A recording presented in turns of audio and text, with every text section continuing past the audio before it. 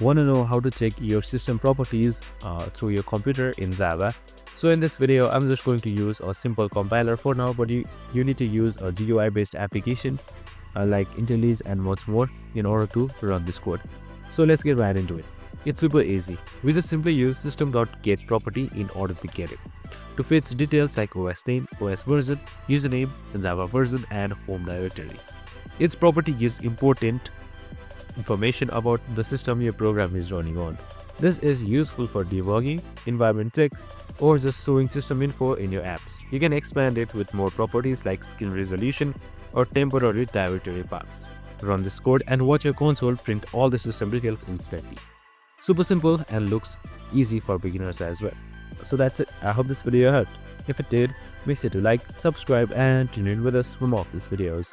See you in the next one.